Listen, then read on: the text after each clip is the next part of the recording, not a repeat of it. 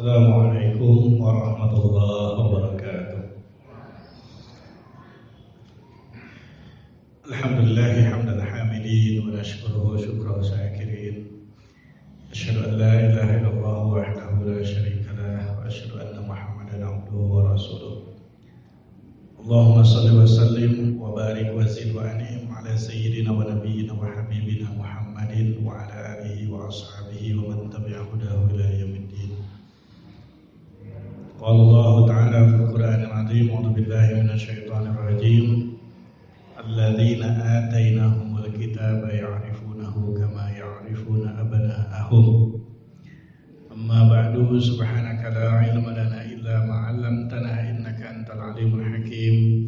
Allahumma anfa'na bima 'allamtana wa 'allimna bima yanfa'una wa zidna ilma. Saudara-saudaraku yang dirahmati Allah Subhanahu wa taala, alhamdulillah pada malam hari ini Allah Subhanahu wa taala mempertemukan kita semua dalam kajian Sirah An-Nabawi kita. Mudah-mudahan Allah Subhanahu wa taala senantiasa memberikan keberkahan kepada kita semua. Amin ya Allah ya rabbal alamin. Tidak lupa pula saya ucapkan taqabbalallahu minna wa minkum. Mudah-mudahan amal-amal ibadah puasa kita di bulan Ramadan Allah Subhanahu wa taala terima, dan ibadah-ibadah kita di bulan Ramadan mudah-mudahan menjadi penghapus, penggugur dosa-dosa kita semua. Amin ya Allah ya rabbal alamin. Dan perlu diingat, perlu diketahui bahwa barometer kesuksesan seseorang di bulan Ramadan adalah diukur dengan bagaimana aktivitasnya setelah Ramadan. Ramadannya dikatakan berhasil manakala ketika selesai bulan Ramadan justru lebih bisa mendekatkan diri kepada Allah Subhanahu wa taala. Yang terkadang banyak di antara kita yang semangatnya itu hanya di bulan Ramadan. Padahal sebetulnya kalau semangat di bulan Ramadan itu wajar. Karena apa? Pahalanya betul-betul dilipat gandakan oleh Allah Subhanahu wa taala. Namun apabila ketika selesai bulan Ramadan semangat kita menurun, maka justru ini yang tidak wajar. Seharusnya setelah selesai bulan Ramadan kita harus lebih semangat lagi dalam beribadah. Karena apa? Karena pelipat gandaannya itu dikurangi lagi oleh Allah Subhanahu wa taala. Nah, jadi barometer keberhasilan di bulan Ramadan itu, keberhasilan ibadah kita di bulan Ramadan itu diukurnya adalah dengan istiqomah setelah bulan Ramadan. Nah, maka dari ini saudara-saudara yang Allah Subhanahu wa taala, sebagaimana yang telah kita ketahui bahwa Ramadan itu adalah bulan pelajaran, bulan pendidikan, sedangkan ujiannya itu adalah 11 bulan setelah bulan Ramadan. Hadirin saudara-saudaraku yang dirahmati Allah Subhanahu wa taala, pada pertemuan yang lalu kalau tidak salah pertemuan terakhir itu tanggal 1 Ramadan ya. Tanggal 1 Ramadan sore-sore kalau tidak salah ya. Kita sama-sama membahas apa? Tentang masuknya Yahudi dan Nasrani ke Jazirah Arab. Yang kita bahas baru pembahasan tentang Yahudi ya. Yahudi masuk ke Jazirah Arab, yang terutama adalah wilayah Hijaz. Masih ingat wilayah Hijaz ini wilayah mana saja? Ya, Makkah, Madinah, Thaif, Khaybar, Taimah, Fadak. Ya, ini wilayah-wilayah Hijaz, Saudi Arabia lah, gitu kalau sekarang Pak. Saudi Arabia. Ya, yang sebetulnya bukan Saudi ya, tapi Saudi. Ya. Orang-orang Arab, ya orang-orang Saudi itu mereka gak senang kalau dibilang Saudi itu. Ya. Karena apa? Mereka itu Saudi disebutnya, bukan Saudi. Gak tahu nih saya juga perubahannya kok bisa jadi Saudi itu gimana gitu ya. Jadi Saudi Arabia padahal Saudi. Ya. Nah, saudara-saudara Allah Subhanahu wa taala, kemudian berikutnya tentang bagaimana masuknya agama Yahudi ke wilayah Yaman. Yang mana masuknya Yahudi ke wilayah Yaman itu dibawa oleh siapa? Masih ingat? Tabban As'ad, yang mana Allah Subhanahu wa taala abadikan di dalam Al-Qur'an wa qaumu Tubba'in. Nah, maka di dalam beberapa kitab sejarah disebutnya bukan Tabban As'ad tapi Tubba As'ad. Ya, Tubba As'ad namanya. Sudah saya bahas apa belum ya tentang masuknya agama Yahudi ke Yaman? Ya? Sudah apa belum? Sebagian saja ya. Kalau tidak salah pembahasannya sampai ke Mekah ya. Ya, sampai Tabban As'ad ini pulang ke Mekah. Ya, pulang ke Yaman baru sampai Mekah. Betul tidak? Saya lupa lagi. Antum-antum masih lupa ya? Saudara-saudara yang Allah Subhanahu wa taala, kisah masuknya ini penting, mohon maaf. Ini penting sama-sama kita bahas karena apa? Karena ternyata orang-orang Yahudi, orang-orang Nasrani atau ahlul kitab itu ternyata mengetahui Rasulullah SAW itu seperti mereka mengetahui anak laki-laki mereka masing-masing. Allah Subhanahu wa taala abadikan di dalam surat Al-Baqarah ayat 146, alladzina atainahumul kitaba ya'rifunahu. Sambut atau jangan pada tawadu begini. Ya, ya'rifunahu kama ya'rifuna abna'ahum. Yakni orang-orang yang Allah Subhanahu wa taala karuniakan kepada mereka Alkitab, yakni yang disebut dengan ahlul kitab, yakni orang-orang Yahudi dan Nasrani, mereka mengetahui Rasulullah sallallahu alaihi wasallam itu seperti mengetahui anak laki-laki mereka masing-masing. Kira-kira orang tua yang bagaimana yang tidak tahu anak laki-lakinya? Pasti semua orang tua normal ya. Namanya orang tua normal, seorang ayah yang normal istilahnya, pasti mengetahui bagaimana anak laki-lakinya, bagaimana mainnya, bagaimana tidurnya, bagaimana makannya, ya, bagaimana ngobrolnya, bagaimana wataknya, karakternya, ini pasti tahu. Dan ternyata Masya Allah, ini mereka mengetahui Rasulullah SAW ini seperti mengetahui anak mereka sendiri. Bahkan ketika Rasulullah SAW jauh-jauh hari sebelum diangkat menjadi Nabi dan Rasul, ya, ini nanti nyambung kisahnya. Ya, nah kemudian kenapa orang-orang Yahudi enggan untuk masuk Islam? Enggan untuk mengikuti ajaran Rasulullah SAW. Ternyata salah satu faktornya itu adalah faktor yang sebetulnya gak masuk akal. Faktor yang sebetulnya sepele, yang sebetulnya tidak bisa dijadikan alasan. Ya, tidak bisa dijadikan alasan. Saya sudah sampaikan bahwa Rasulullah SAW itu dari keturunan siapa? Nabi Ismail alaihi salam, yang mana ayahnya siapa? Nabi Ibrahim alaihi salam. Sedangkan orang-orang Bani Israel, baik itu orang-orang Yahudi ataupun orang-orang Nasrani, itu dari keturunan siapa? Nabi Ishak alaihi salam, putra Nabi Ibrahim alaihi salam. Nah, ternyata alasan mereka enggan untuk beriman kepada Rasulullah sallallahu alaihi wasallam karena Rasulullah itu dari keturunan mantan budak. Siapa?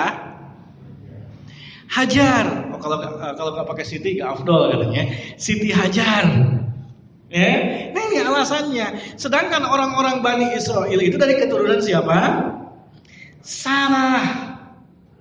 Yang mana Sarah ini orang merdeka. Nah, orang-orang Yahudi mereka mengatakan, masa saya harus mengikuti orang keturunan dari budak katanya, padahal itu sebetulnya bukan budak. Tapi apa? Tapi mantan budak. Emang orang merdeka sudah betul-betul dimerdekakan oleh Nabi Ibrahim alaihissalam. Ya, ini sebetulnya fanatisme buta. Dan ternyata Masya Allah fanatisme buta itu sampai saat ini pun ada. Bahkan bisa jadi di lingkungan kita. Fanatisme buta. Terkadang ada orang tua yang enggan menerima nasihat-nasihat dari anaknya. Atau terkadang seorang orang tua enggan untuk menerima nasihat dari anak kecil. Atau misalkan terkadang melihat siapa ustadznya. Anak baru kemarin sore itu masih muda. Emang bisa apa dia? Emang tahu apa? Kan gitu.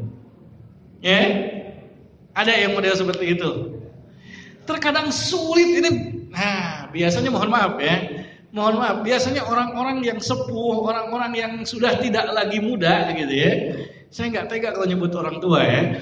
Nah, itu biasanya fanatismenya ini besar. Yang lahir dari keegoisan biasanya. Ego. Mohon maaf, insya Allah di sini nggak seperti itu ya. Nah, biasanya di luar sana, Masya Allah itu ketika disampaikan nasihat, ketika disampaikan tentang ilmu, ketika disampaikan ayat-ayat Al-Quran, ketika disampaikan kebenaran, itu penolakannya dengan alasan yang sebetulnya gak masuk akal. Karena apa? Tontonnya tadi apa? Contohnya karena yang menyampaikan itu lebih kecil atau lebih muda. Apalagi misalkan yang terkadang mohon maaf nih ya, yang terkadang mohon maaf, terkadang orang tuanya itu tahu bagaimana masa kecilnya. Misalkan tiba-tiba ketika kecilnya dia suka nyolong mangga tetangga misalkan. Itu kadang diungkit-ungkit, ente dulu itu tukang nyolong mangga tetangga katanya apa, ngomong apa, kan ada yang seperti itu. Padahal dulu ya wajar aja namanya juga anak kecil kan gitu. Tapi lain halnya lagi ketika sudah disampaikan ayat Al-Quran. Walaupun dari siapapun itu harus diterima. Ya, setuju nggak? Nah ini, terima yang namanya ayat Al-Quran, yang namanya hadis Rasulullah SAW. Ya, lihatlah unzur ma qala wala tadhkur, unzur man makila wala tandur man qala. Lihatlah apa yang disampaikannya, jangan melihat siapa yang menyampaikan. Makanya kalau egois mending merem aja. Merem. Kenapa? Kalau buka mata ketahuan ternyata masih muda, akhirnya gak mau mendengarkan. Nah ini fanatisme yang kayak gini, gak tahu nih orang-orang yang seperti ini itu ada hubungan apa sama orang-orang Yahudi itu. Nah ini, mohon maaf. Ya, ini ternyata akan senantiasa ada turun-temurun permasalahan-permasalahan ini. Banyak orang-orang yang gak mau menerima karena yang menyampaikannya masih muda. Atau yang menyampaikannya ternyata keturunan orang miskin. Ada model-model seperti ini. Kenapa? Ternyata Masya Allah sekarang itu orang pragmatisnya lebih menghormati orang-orang dari segi hartanya daripada dari segi ilmunya. Makanya dari sini Rasulullah SAW diajarkan awal-awal surat yang turun kepada Rasulullah SAW, yakni ayat-ayat Al-Quran yang turun di awal kenabian, salah satunya adalah surat Al-Muddathir. Surat yang keempat yang turun kepada Rasulullah SAW itu adalah surat Al-Muddathir. Ya ayyuhal muddathir kum fa'anzir wa rabbaka fakabbir wa thiyabaka fatahhir wa rujza fahjur wa la tamnun tastakthir. Nah, di ayat yang ke-4 atau ketiga, ya ayyuhal muddathir kum fa'anzir wa rabbaka fakabbir.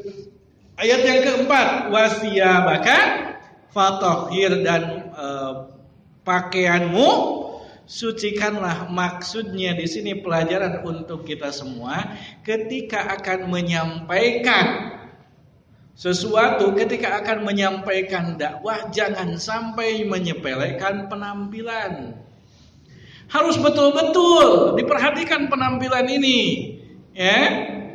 Nah ini ketika kita berdakwah, karena apa? Orang-orang biasanya istilahnya ada pepatah mengatakan kesan pada pandangan pertama. Kan pragmatis kalau misalkan tiba-tiba orang yang datang kemudian yang datangnya menasehati tiba-tiba kodol, kucel, kumel, ya. Kira-kira orang mau mendengarkannya enggak? Sulit untuk mendengarkan walaupun terkadang yang disampaikan itu Al-Quran dan hadis. Tapi coba kalau misalkan penampilan rapi, sorban gede, belum di kepala lagi, belum di sini, ya jubah rapi, putih, bersih. Kira-kira gimana? Yang disampaikan bukan Al-Quran dan Sunnah pun orang pada simpati. Nah ini, ya makanya Rasulullah saja diajarkan untuk senantiasa memperhatikan penampilan ini. Ya, nah ini mau dari ke situ ya. Memang ini hikmah imaniyahnya yang harus senantiasa kita perhatikan. Ya, saudara-saudara Allah Subhanahu Wa Taala sudah kalau tidak salah sudah dibahas tentang bagaimana masuknya agama Nasrani ke agama Yahudi ke Hijaz, ya wilayah Hijaz yakni Mekah, Madinah, terutama di wilayah Madinah dan Khaybar, ya terutama di wilayah Madinah dan Khaybar. Kemudian sudah sedikit saya sampaikan tentang bagaimana proses masuknya agama Yahudi ke Yaman yang dibawa oleh Tabban As'ad, yang sebetulnya Tabban As'ad ini adalah raja Yaman. Namun Raja Yaman ini dia tidak berpangku tangan kepada rakyatnya. Dia pun adalah seorang pedagang. Ya, Tabban As'ad ini seorang pedagang yang mana ketika berdagang ke Syam, ya, transit di Madinah. Yang dulu namanya Yathrib. Transit di Madinah, ketika transit di Madinah, ya, ketika melanjutkan perjalanannya ke Syam, anaknya ditinggalkan di Madinah karena anaknya gak mau dibawa ke Syam. Ya, tiba-tiba namanya juga anak raja, biasanya kan begitu. Anak-anak darah biru, mohon maaf, ya. Biasanya anak-anak darah biru itu suka beda dengan anak darah merah gitu. Anak-anak darah merah, apalagi darah abu-abu kan gitu. Ya, itu biasanya beda kelakuannya. Mohon maaf, ya kan? Suka ada apa namanya? Gitu ya, kerjaannya cari gara-gara ya, atau bahasa keren bahasa Arabnya bahsul masail gitu ya. Gitu. Bahsul masail cari gara-gara. Ya. Nah, itu cari gara-gara kemudian tiba-tiba pada suatu waktu anaknya Tabban As'ad ini bertengkar dengan orang Madinah. Ya. Bertengkar berkelahi dengan orang Madinah, tiba-tiba pokoknya intinya anaknya Tabban As'ad ini terbunuh. Pas kembali ke Madinah tiba-tiba anaknya sudah tidak ada karena sudah terbunuh. Akhirnya Tabban As'ad marah, dia lekas kembali cepat-cepat kembali ke Yaman, mengumpulkan pasukan sebanyak-banyaknya kemudian datang ke Madinah. Datang ke Madinah untuk apa? Untuk balas dendam, memerangi orang-orang Madinah. Ya. Tiba-tiba bagaimana? Ini Masya Allah karomnya orang-orang Madinah. Karena sebetulnya orang-orang asli Madinah itu adalah orang-orang mana sebetulnya? Orang-orang Yaman juga sebetulnya saudara mereka. Ya. Penduduk asli Madinah, yakni yang bukan Yahudinya, itu justru orang-orang Yaman. Sehingga ketika diserang oleh Tabban As'ad, justru orang-orang Madinah itu mereka melakukan hanya sekedar melakukan pertahanan, bukan perlawanan. Dan uniknya karena sifat karomnya, nah ini sifat mulianya orang-orang asli Arab. Nih saya sudah sampaikan ya bagaimana tentang sifat asli orang-orang Arab. Ya, sifat asli orang-orang Arab, kemudian bagaimana kejahiliahan Arab. Saya sudah sampaikan ya, masih ingat apa yang disebut dengan kejahiliahan. Siapa yang pertama membuat Makkah ini menjadi jahiliyah? Amr bin Wah ya, alhamdulillah pada ingat ya. Nah, tapi walaupun mereka itu jahiliyah, masih tertinggal tuh, masih ada sifat-sifat baiknya, jujurnya, amanahnya. Mereka tuh masih ada. Cuman karena musyrik aja makanya mereka disebut dengan jahiliyah. Nah, sama dengan penduduk Madinah, penduduk asli Madinah yang justru sebetulnya mereka itu adalah orang-orang Yaman. Karomnya mereka sangat luar biasa, kemuliaannya mereka sangat luar biasa. Pagi hari sampai sore hari mereka perang, ya, perang melawan siapa? Pasukannya Tabban As'ad. Sudah sore hari mereka istirahat, malam-malam orang-orang Madinah itu datang bawa makanan, bawa obat-obatan, yang lukanya diobati, ya, dikasih makanan, dijamu. Paginya perang lagi. Unik ya, ada nggak yang model seperti itu sekarang ya? Ada nggak? Nggak ada ya. Itu uniknya, dan itu berhari-hari loh. Terus tiap hari seperti itu. Ya, paginya sampai sore perang. Udah gitu masuk malam mereka dijamu sama orang-orang Madinah itu. Kan ini lucu ya. Masa ini karena kemuliaannya. Kenapa mereka seperti itu? Karena mereka punya keyakinan mereka harus memuliakan tamu. Dan sebetulnya mereka Tabban As'ad itu mereka yakini itu mereka tamu mereka. Kalaupun Tabban As'ad itu memerangi Madinah karena motifnya balas dendam, gitu. Akhirnya apa? Ini membuat penasaran orang Yahudi. Akhirnya datanglah 2 orang ulama Yahudi mendatangi Tabban As'ad. Bertanya kepada Tabban As'ad, sebetulnya kamu itu mau ngapain ke sini? Repot-repot datang ke Madinah. Ya, tuh lihat pasukan kamu udah banyak yang mati, banyak yang terluka. Kemudian Tabban As'ad mengatakan, saya ingin menghabisi Madinah, menghabisi Yasrib. Saya ingin menghancurkan Yasrib karena anak saya sudah terbunuh di Yasrib, katanya. Motifnya apa? Balas dendam. Hanya balas dendam.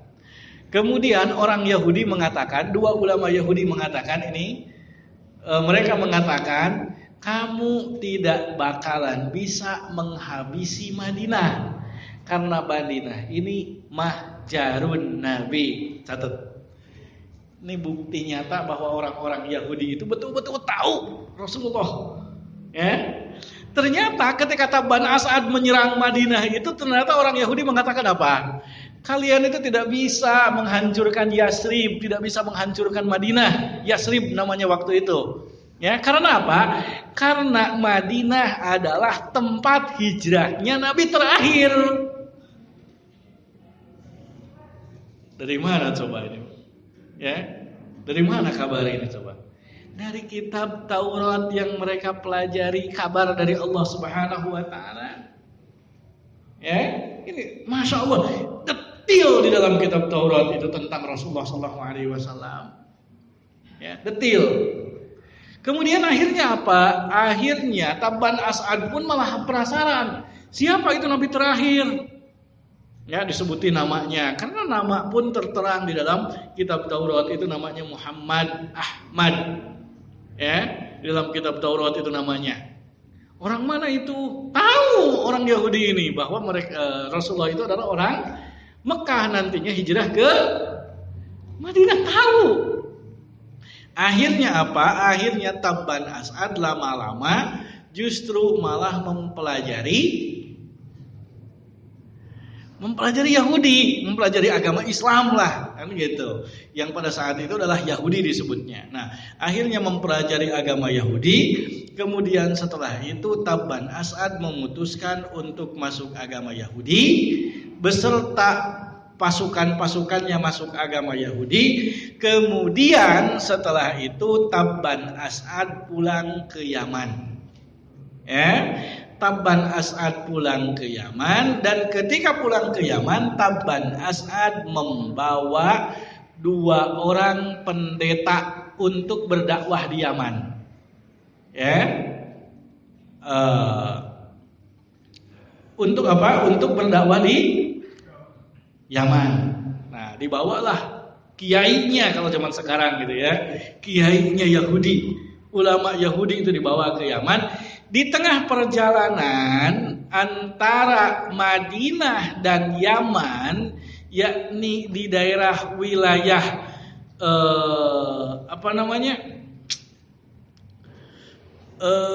pokoknya antara Makkah dan Jeddah, ya, itu di satu lembah antara Makkah dengan Jeddah. Di situ Tabban As'ad bertemu dengan suku Hudzail, yang mana uniknya suku Hudzail ini sebetulnya mereka itu tidak senang dengan orang-orang penduduk Makkah, dan dia pun tidak senang juga dengan Tabban As'ad. Tapi mereka tidak mampu untuk memerangi pasukan Tabban As'ad dan tidak mampu juga untuk memerangi pasukan Makkah. Maka biasanya cara untuk mengalahkan musuh-musuhnya yang seperti ini caranya adalah dengan apa? Adu domba. Bukan domba Garut ya. Mohon maaf, diadu dombakan. Akhirnya suku Hudzail mendatangi Tabban As'ad, kemudian Tabban As'ad ditawari sesuatu. Wahai Tabban As'ad, aku tahu apa yang kalian lakukan. Tidak mungkin kalian pergi jauh dengan membawa pasukan yang banyak kecuali tujuan kalian itu adalah harta. Nah, kemudian bagaimana jawaban Tabban As'ad? Ya, kamu benar. Kemudian suku Hudzail bertanya kembali, maukah aku tunjukkan di mana harta-harta itu berada dan mudah sekali untuk mendapatkannya. Tidak perlu susah payah katanya ya. Kemudian ya siapapun juga siapa sih yang nggak mau ya ditawari harta gitu ya. Akhirnya apa? Tabban As'ad langsung datang, mau. Di mana itu ada harta? Nah, kemudian orang dari suku Hudzail, kepala suku Hudzail ini menunjukkan di sana, di lembah sana, sambil menunjuk ke lembah Makkah. Itu ada satu bangunan, ya, di lembah Makkah ini ada satu bangunan yang mana di bawah bangunan itu di situ terdapat emas-emas dan segala macam harta. Karena apa? Ini timbunan orang-orang kafir Quraisy. Keunikan orang-orang kafir Quraisy, mereka senantiasa mengagungkan Ka'bah, namun tidak ada dalam pikiran mereka untuk menyembah Ka'bah. Gak ada, ya. Tapi salah satu bentuk pengagungan terhadap Ka'bah itu mereka salah kaprah. Terkadang mereka bawa kambing, kemudian disembelih, darahnya diciprat-ciprat ke dinding Ka'bah, memuliakan Ka'bah katanya. Terkadang mereka ketika pulang berdagang dari Syam, kemudian keuntungan mereka banyak, mereka akan menimbun sebagian hartanya, yakni emas ataupun perak di bawah Ka'bah. Nah, suku Hudzail tahu, ya, suku Hudzail tahu tuh bahwa di bawah Ka'bah itu banyak harta emas perak gitu, ya. Akhirnya apa? Tabban As'ad siap-siap mengumpulkan pasukan untuk apa ini? Untuk menyerang penduduk Makkah. Untuk menyerang penduduk Makkah. Kemudian ketika Tabban As'ad sudah mengumpulkan pasukan, tiba-tiba dua pendeta Yahudi ini mencegah. Wahai Tabban As'ad, kalian mau kemana? Kemudian Tabban As'ad menjawab, saya mendapatkan kabar dari suku Hudzail bahwa di sana itu ada satu bangunan yang di bawahnya itu tertimbun harta. Kemudian apa yang akan kamu lakukan? Saya akan memerangi penduduk Makkah, saya akan menghancurkan bangunan tersebut dan saya akan mendapatkan hartanya. Kemudian catat nih, kata-kata Yahudi. Kata-kata dua ulama Yahudi ini yang sangat luar biasa nih ya, Masya Allah. Dua ulama Yahudi mengatakan, saya tidak tahu di muka bumi ini ada rumah Allah Subhanahu wa Ta'ala kecuali itu. Ya, jadi orang Yahudi pun tahu bahwa itu Baitullah. Orang Yahudi mengatakan, saya tidak mengetahui di muka bumi ini ada rumah Allah Subhanahu wa taala kecuali itu. Masya Allah, itu sebetulnya benar. Dan ini apabila kita baca lagi sejarahnya, ternyata Nabi Musa alaihi salam pun beribadah haji. Ada dalam sejarah, dalam Qasasul Anbiya disampaikan bahwa Nabi Musa alaihi salam itu pernah beribadah hajinya 2 kali. Nah, ini uniknya kata-kata Yahudi ini sangat luar biasa. Dia mengatakan, saya tidak mengetahui di muka bumi ini ada rumah Allah kecuali itu, yakni Baitullah, yakni Ka'bah itu. Nah, akhirnya Tabban As'ad mengatakan, Tabban As'ad bertanya, terus apa yang harus saya lakukan? Kemudian 2 ulama Yahudi ini mengatakan, engkau berkeliling 7 kali, di sekitar Ka'bah itu, atau yang disebut dengan tawaf, yang disebut dengan tawaf. Nah, Tabban As'ad bingung. Kalian berdua menyuruh kami untuk tawaf, tapi kalian kenapa tidak melakukan? Apa alasannya coba? Ini unik, alasannya sangat luar biasa unik. 2 ulama Yahudi ini mengatakan, kami ini ulama Yahudi. Kami ini tidak pantas untuk tawaf di sekeliling Baitullah, sementara di sekeliling Baitullah itu banyak berhala. Nah ini, coba, saking apanya? Saking betul-betul menjaga ketauhidannya orang-orang Yahudi ini. Benar sebetulnya. Nah itu orang Yahudi yang dulu, bukan Yahudi yang sekarang, Itu Yahudi dulu. Yahudi zaman dulu itu bisa orang-orang lurus lah. Gitu. Mereka mengatakan, saya ulama Yahudi tidak pantas untuk tawaf mengelilingi Ka'bah, sedangkan di sekeliling Ka'bah itu terdapat berhala.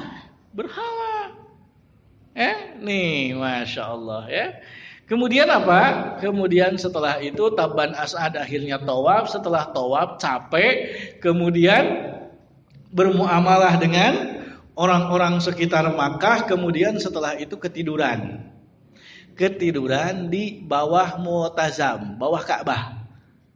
Tidur, ya karena beda zaman dulu dengan zaman sekarang. Makkahnya beda, Ka'bahnya beda.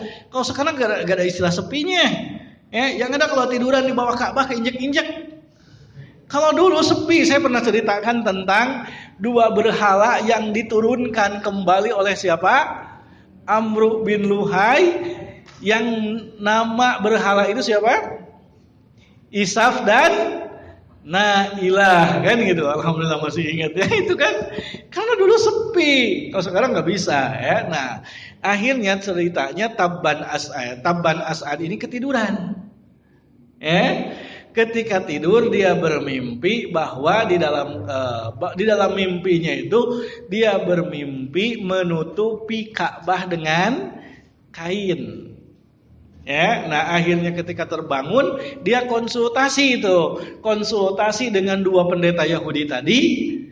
Kemudian pendeta Yahudi ini mentakwilkan bahwa kamu harus menghormati Ka'bah dengan menutupi Ka'bah dengan kain, atau yang diistilahkan dengan kiswah. Mohon maaf, saya sudah jelaskan Kiswah tidak ada istimewanya apa-apa, hanya sekedar hiasan Ka'bah.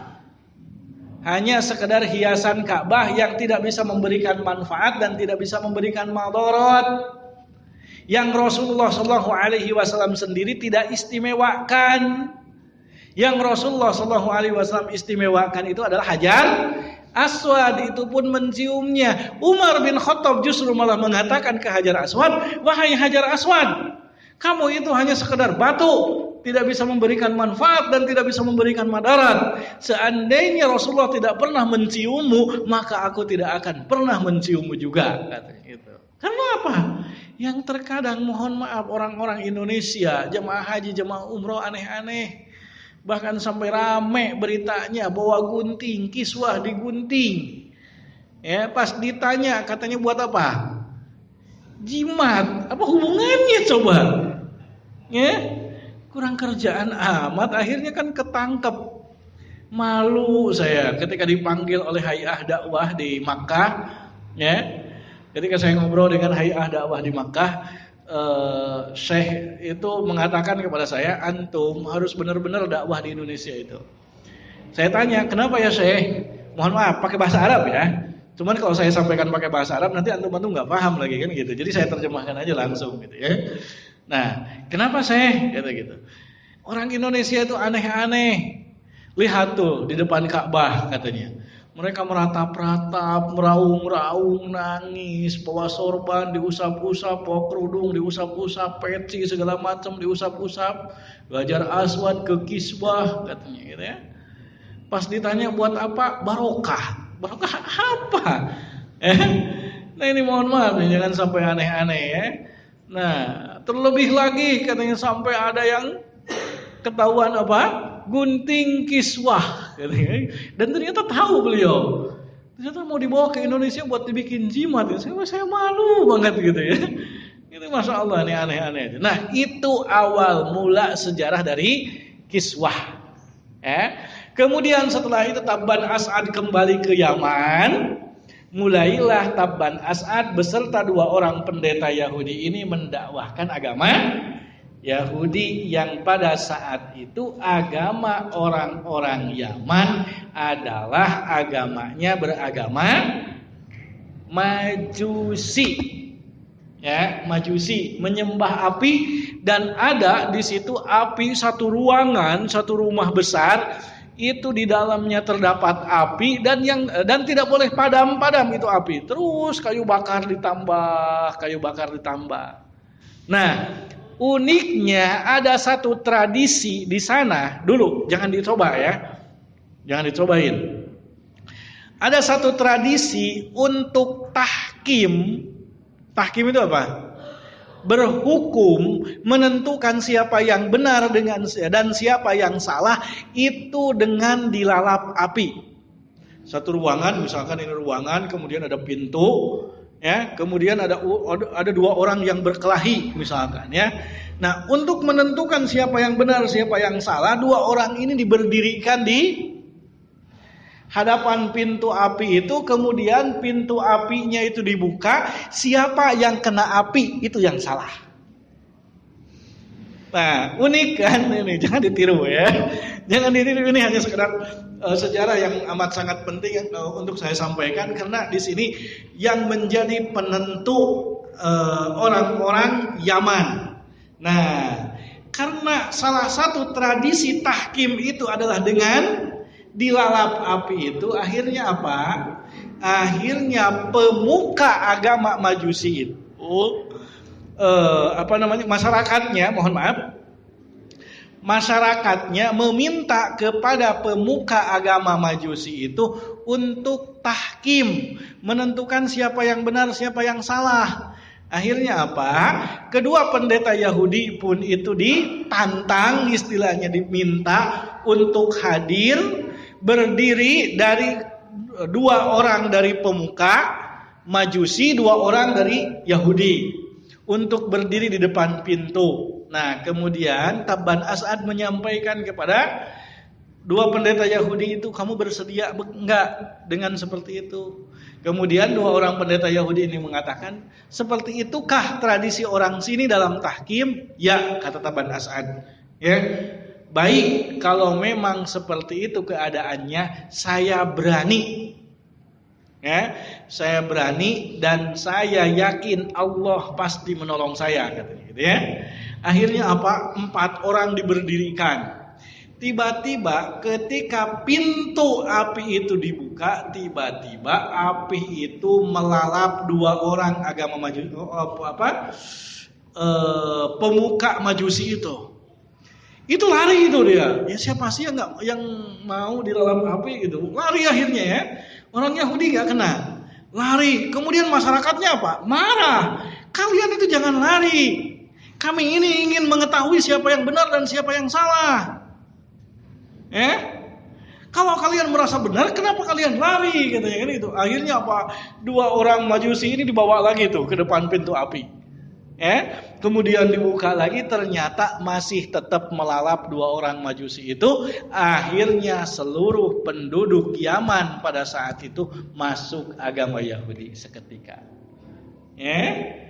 Kemudian berkembanglah agama Yahudi di Yaman. Kemudian 2 orang pendeta Yahudi ini pun kembali lagi ke Yasrib. Akhirnya apa? Yang berdakwah itu adalah Tabban As'ad dengan beberapa orang. Nah, karena mereka ditinggalkan oleh 2 pendeta Yahudi ini, agama Yahudi di Yaman itu pun tidak sekuat di Madinah. Tidak kuat nih. Karena apa? Tidak ada yang terus-menerus membimbing, tidak ada yang terus-menerus membina. Nah, ini pentingnya hikmah imaniyahnya bagi kita semua, bahwa sampai kapanpun tetap kita perlu pembimbing, tetap perlu pembina. Harus ada yang membimbing, harus ada yang membina. Kalau nggak mau dibina, ya tinggal dibinasakan aja, gitu. Nah, harus ada yang membina supaya apa? Supaya senantiasa dinasehati. Karena apa? Ternyata orang-orang Yahudi itu lama-lama lahir generasi berikutnya, lahir generasi berikutnya, lahir generasi berikutnya. Ternyata banyak orang yang tidak mengetahui betul-betul tentang agama Yahudi. Pada gak tahu nih tentang agama Yahudi ini. Akhirnya bagaimana?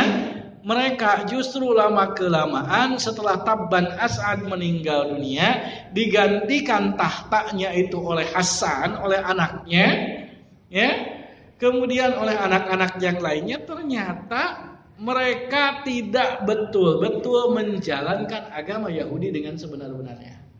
Akhirnya agama Yahudi pun jadi kabur di penduduk Yaman itu. Hanya sekedar keyakinan biasa saja, keyakinan semata, atau yang disebut dengan istilah apa ya? Kepercayaan begitu saja, ya. Jadi bukan betul-betul landasan kehidupan. Persis orang-orang Indonesia sekarang, Islamnya hanya sekedar di KTP saja, tidak tahu banyak tentang Islam, hanya sekedar ikut-ikutan saja. Orang tua KTP-nya Islam, ya saya juga Islam. Gak tahu bagaimana sholat, gak tahu bagaimana zakat, gak tahu bagaimana saum. Ketika puasa paling sibuk sendiri. Sahur ikut sahur, buka ikut buka, tengah hari makan. Giliran Idul Fitri paling sibuk mudiknya. Kan begitu. Iya, mudik menjadi ramai. Nah, apalagi kan sholat Idul Fitri, waduh, itu ramai kan. Makanya ini mudah.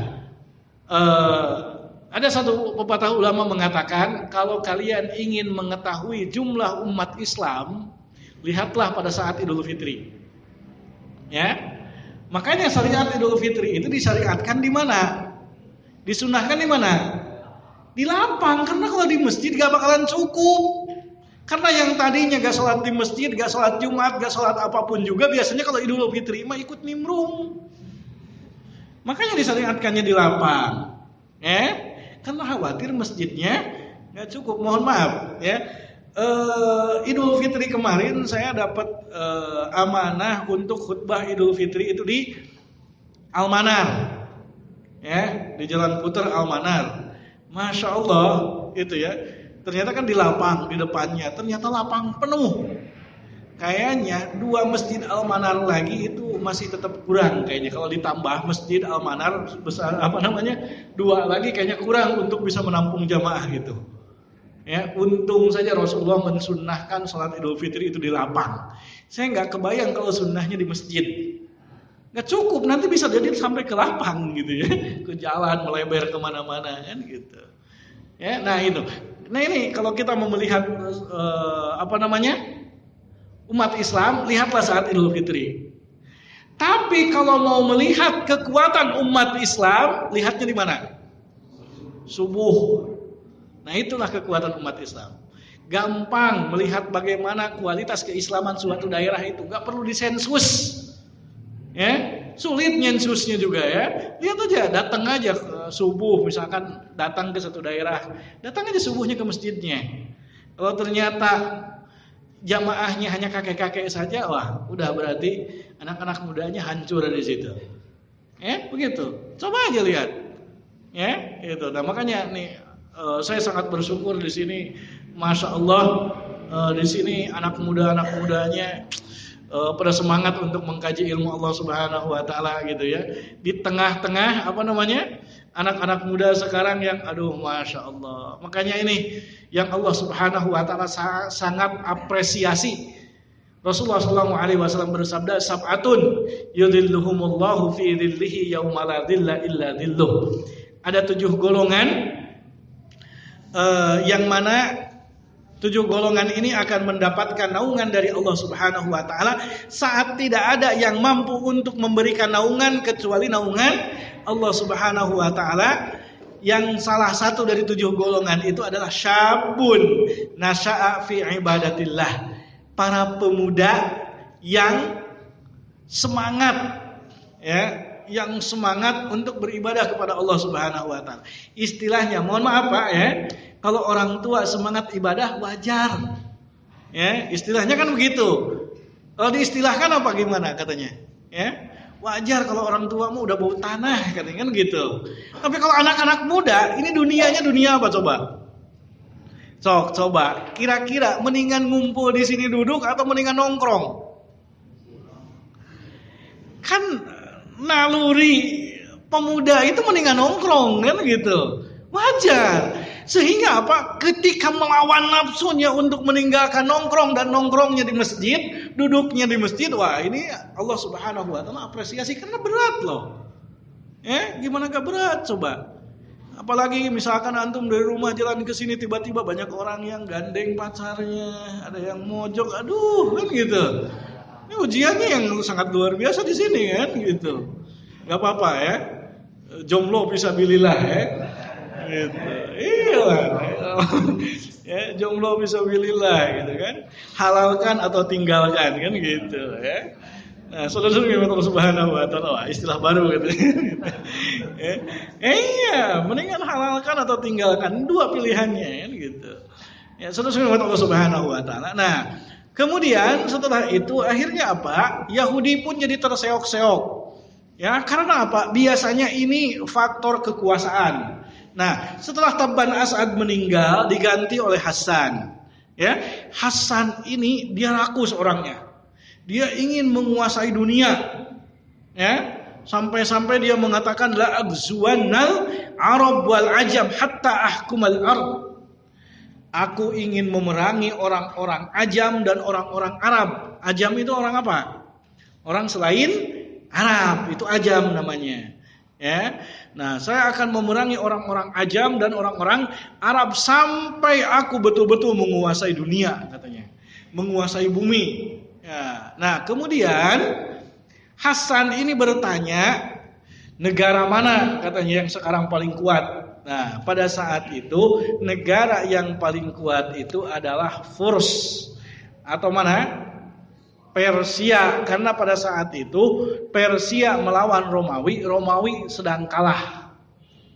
Akhirnya apa? Hasan memutuskan untuk memerangi Persia.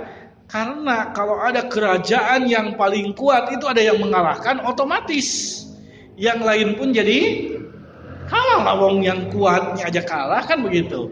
Cuma di sini Hasan ini tidak sadar bahwa sebetulnya kerajaan yang ada di Yaman itu kerajaan kecil yang tidak memiliki kekuatan apa-apa.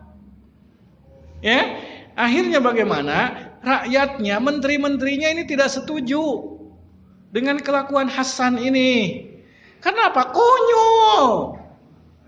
Nah iya ngelawan Persia kan, habis yang ada nanti. Ya kan begitu. Akhirnya apa? Hasan tetap kekeh tuh ya. Kekeh mengumpulkan seluruh pasukannya, kemudian mereka berjalan menuju Persia. Kalau sekarang namanya Iran. Nah, di tengah perjalanan Perdana Menterinya itu melakukan satu konspirasi. Konspirasinya dengan memanfaatkan saudaranya Hasan, yakni Amr. Adiknya Hasan ini Amr. Nah, menteri-menterinya ini mengelabui Amr dengan mengatakan, wahai Amr, Kalau engkau berani membunuh Hasan, maka engkau akan kami nobatkan menjadi raja. Wah, siapa yang nggak mau jadi raja ya?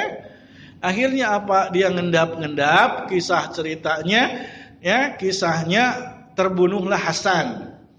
Ya, semua semua menteri-menterinya setuju untuk membunuh Hasan kecuali satu menteri namanya Dzurru'ain. Ya, namanya Dzurru'ain. Kemudian tiba-tiba Amr membunuh Hasan. Setelah itu sebelumnya Dzurru'ain beramanah menyampaikan pesan kepada Amr. Pesannya, janganlah engkau membunuh saudaramu sendiri, karena tidak ada orang yang membunuh saudaranya sendiri kecuali dia selama hidupnya akan mendapati ketidaktenangan. Karena ambisius ingin diangkat juga menjadi raja, akhirnya Amr membunuh Hasan. Tiba-tiba setelah membunuh Hasan ini, Amr benar-benar gak tenang tuh, gelisah berhari-hari gak bisa tidur. Ya, akhirnya apa? Datanglah Amr ini ke siapa? Penasehat negara zaman dulu itu siapa? Rata-rata siapa? Dukun. Ya, ini sudah saya sampaikan ya, yang sebelumnya juga kan. Dan telah saya sampaikan kan tentang yang siapa tuh? Kisah Robi'ah bin Nasr kan, gitu, datang kepada dukun kan, gitu. Nah, ini karena penasehat negaranya adalah dukun, jadi dia datang ke dukun. Ya. Nah, akhirnya apa? Dukun ini menyarankan kepada Amr, kamu tidak bakalan bisa tenang hidupmu sebelum kamu membunuh seluruh perdana menterimu yang dulu menyuruh membunuh saudaramu. Akhirnya apa? Amr membunuh seluruh perdana menterinya. Ketika akan membunuh Dzurru'ain menyodorkan surat pernyataan Amr, karena Amr menulis surat pernyataan bahwa kalau ada apa-apa Dzurru'ain tidak bertanggung jawab dan tidak mau ada apa-apa terhadap Dzurru'ain. Ya, akhirnya ketika Dzurru'ain mau dibunuh, diasongkan ya, disodorkanlah itu surat pernyataannya tadi. Akhirnya Dzurru'ain selamat. Ya, kemudian setelah Dzurru'ain, nah, Amr ini memimpin, namun karena Amr ini memimpin Yaman itu tadi dari hasil merebut kekuasaan dengan membunuh saudaranya Hasan, akhirnya apa? Yaman tidak tentu arah, Yaman jadi kacau. Ya, Yaman jadi kacau, jadi gak jelas tuh, karena rajanya rajanya lalim. Ya. Kemudian keadaan kekacauan di Yaman ini dimanfaatkan oleh perampok.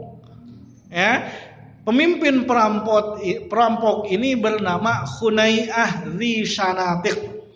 Akhirnya direbutlah kerajaan Yaman ini oleh Hunay'ah Dzsyanatik. Kemudian setelah itu karena yang memimpin itu perampok, akhirnya rakyatnya pun gak nyaman. Akhirnya setelah beberapa bulan setelah itu kerajaan pun direbut kembali oleh keturunan Tabban As'ad yang bernama Dzunwas. Nah, Dzunwas ini pun agamanya Yahudi, tapi tidak betul-betul menjalankan agama Yahudi. Akhirnya kerajaan Yaman itu pun sekarang dipimpin oleh Dzunwas. Ya, nah sampai di sini tentang kisah Yahudi. Ya, kisah Yahudi di Yaman yang ternyata lama-lama jadi jadi kabur itu ya. Masyarakatnya tidak tahu banyak tentang agama Yahudi. Akhirnya setelah itu masuklah agama Nasrani ke Yaman, ya, ke Jazirah Arab. Dan justru awal pertama masuknya agama Nasrani di Jazirah Arab itu di Yaman dulu, di Yaman terlebih dahulu, bukan di Madinah dulu, tapi di Yaman. Bagaimana kisahnya? Insya Allah kita akan sama-sama kupas di pertemuan mendatang biidznillah ta'ala gitu ya. Nah, jangan dibahas sekarang karena udah jam 9 ini tuh katanya sampai pukul 21 ya. Nah, itu saja berarti PR kita mohon diingat-ingat ya karena saya suka lupa.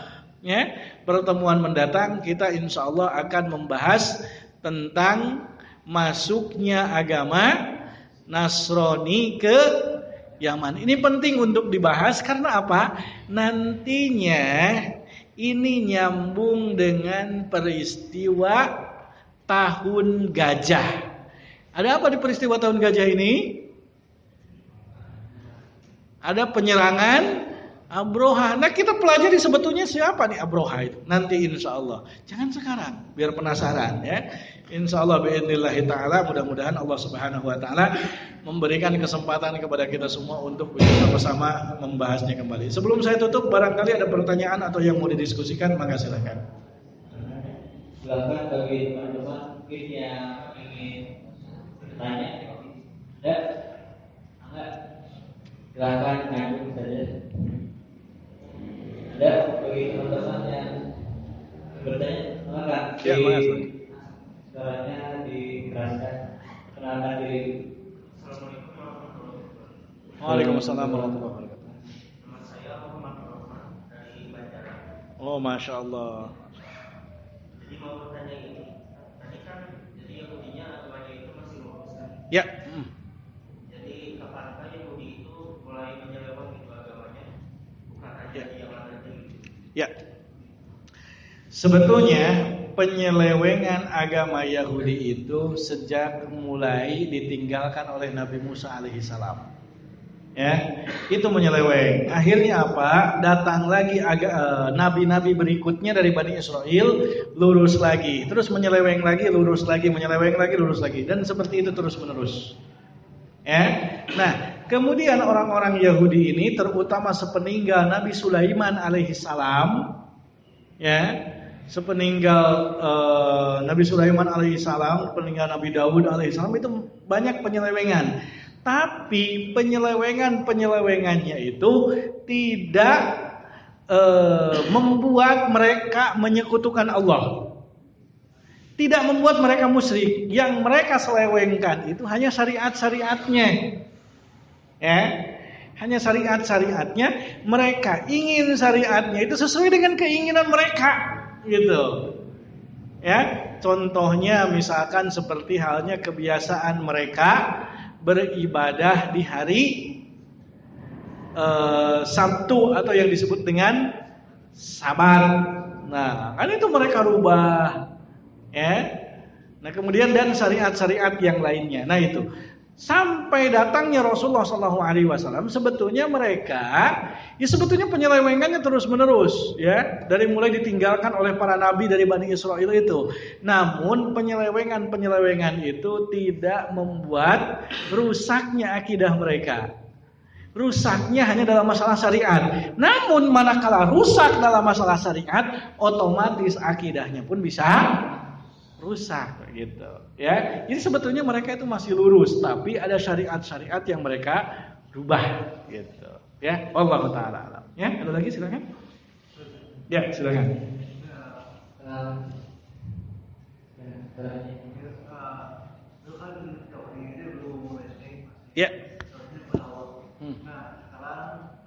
itu semuanya Yahweh. Ya. Itu perubahan itu kapan? Maksudnya gimana? Dari ya Allah jadi Yahweh. Nah, tentang penyelewengan agama Yahudi dan agama Nasrani ini pun tidak luput dari politik, ya, tidak luput dari unsur politik dan kekuasaan. Seperti halnya Natalan aja contohnya. Sebetulnya Natalan itu bukan lahirnya Nabi Isa, ya, tapi justru kematian dewa matahari. Ya, nah ini penyelewengan ini pun karena faktor politik juga, wallahu taala alam. Ini kapan mulainya jadi Yahweh, jadi apapun itu bentuknya. Namun sejak diutusnya Rasulullah SAW, sejatinya seharusnya orang-orang Yahudi itu mengikuti Rasulullah. Rasulullah SAW menyampaikan, seandainya Nabi Musa itu masih ada, maka Nabi Musa wajib beriman kepadaku dan mengikuti ajaranku. Gitu. Nah, sehingga manakala zaman sekarang itu ada orang-orang Yahudi yang katanya berpegang teguh terhadap Taurat, walaupun tidak menyeleweng, gitu ya. Walaupun tidak ada yang diselewengkan dalam syariat-syariatnya, tetap saja keimanan dan syariatnya tidak akan diterima oleh Allah Subhanahu wa taala karena tidak mengimani Rasulullah sallallahu alaihi wasallam. Gitu. Wallahu taala. Ada lagi? Ya. Ada yang ditanyakan lagi? Ya. Terakhir saja. Ya. Waalaikumsalam. Ya. Kan saya sampaikan bahwa waktu itu masih berpegang teguh terhadap Tauratnya. Jadi Taurat juga disebutkan bahwa ada nabi terakhir adalah Ahmad. Ya. Dan apakah di Taurat juga disebutkan bahwa mereka harus beriman kepada Nabi Muhammad? Ya. Ya. Ya. Simpel ya jawabannya, udah gitu aja. Di dalam Al-Qur'an disampaikan wa idz qala Isa ibnu Maryam ya bani Israila inni Rasulullah ilaikum musaddiqan lima baina yadayya minat Taurah wa mubasysyiran bi rasulin ya'ti mim ba'di ismuhu Ahmad. Nah, Nabi Isa alaihi salam saja justru mendapatkan mendapati kabar berita tentang kenabian Rasulullah sallallahu alaihi wasallam itu dari mana? Dari yang dikabarkan, apa-apa yang dikabarkan dalam kitab Taurat. Dan mereka tahu detail tentang Rasulullah SAW, dan mereka tahu bahwa ketika sudah lahir Rasulullah SAW, dalam arti diutus Rasulullah SAW, mereka tahu bahwa mereka harus beriman. Nah, maka dari itu mereka ketika dekat menjelang kelahiran, dekat-dekat masanya dengan masa kelahiran Rasulullah dan bi'tsahnya Rasulullah, diutusnya Rasulullah, mereka senantiasa mencari orang yang sifat-sifatnya, ciri-cirinya itu seperti Rasulullah. Ya, kalau ternyata dari Yahudi, mereka akan jaga pelihara dengan baik. Tapi kalau dari luar orang Yahudi, mereka akan bunuh karena khawatir nantinya jadi nabi. Kisahnya ini buktinya saat Rasulullah SAW ketika usia 12 tahun ikut berdagang dengan pamannya yakni Abu Thalib, kemudian transit di Basra, itu bertemu dengan pendeta Yahudi dan menyuruh kembali Rasulullah SAW untuk pulang ke Mekah karena apa? Khawatir dibunuh oleh orang Yahudi. Kisah selengkapnya insya Allah nanti, ya. Gitu. Jadi sebetulnya mereka pun tahu apa yang mereka harus lakukan. Cuma keinginannya mereka, Nabi terakhir itu inginnya dari golongan mereka, gitu. Sehingga ternyata ketika lahirnya bukan dari golongan mereka, mereka gak mau beriman itu. Dan tadi salah satu alasannya adalah karena fanatisme keturunan. Ya, itu saja yang bisa saya sampaikan pada kali ini. Mudah-mudahan ada manfaatnya. Mohon maaf atas segala kekurangan, kehilapan dan tutur kata yang tidak pada tempatnya. Aqulu qouli hadza wa astaghfirullah li wa lakum. Wassalamualaikum warahmatullahi wabarakatuh. Ustaz yang telah memberikan materi hari ini, mungkin insya Allah bulan depan kita akan masuk ke dalam tema selanjutnya, masuknya agama Nasrani ke Jazirah Arab. Ya. Selanjutnya bagi teman-teman yang mungkin masih penasaran ingin bertanya, maka disimpan dulu dalam hati. Kalau di pertemuan selanjutnya tidak ada waktu, kita akan bahas bersama-sama. Dan selanjutnya ada beberapa pengumuman kepada para jemaah, khususnya yang selalu rutin mengikuti kajian ini, agar tetap bisa menjaga adab dan kebersihan selama di sidang asar. Dan insya Allah kajian ini kajian rutin, kita mulai rutin lagi hari ini. Kajian rutin ini setiap hari Sabtu malam pada Isya, dan diusahakan agar selalu bisa berjamaah ya. Dan kajian ini terbuka juga bagi untuk umum, tetapi khusus ikhwan karena khawatir kalau untuk akhwat selama-lama. Dan saya juga mewakili dari para pengurus lainnya mengucapkan banyak terima kasih kepada para sponsor atau donatur yang telah banyak membantu dalam mendukung kegiatan dakwah ini. Dan selanjutnya bagi teman-teman yang aktif di media sosial boleh dicek di Instagram maupun Twitternya, dan follow kita di pemuda_Ma'asar. Insyaallah ada beberapa pengumuman-pengumuman yang akan disampaikan di sana. Dan besok juga ada kajian bersama pemuda Al-Fatih di Masjid Al-Fatih pada zuhur dimulai pukul 1, dan ini sekaligus undangan bagi teman-teman dalam rangka memakmurkan masjid-masjid yang ada di Korea. Dan mungkin itu saja yang bisa saya sampaikan. Selanjutnya kita ke acara selanjutnya, makan libat bersama dulu sebelum kita pulang. Dan mungkin itu saja yang bisa saya sampaikan. Kita tutup dengan doa kifaratul majelis.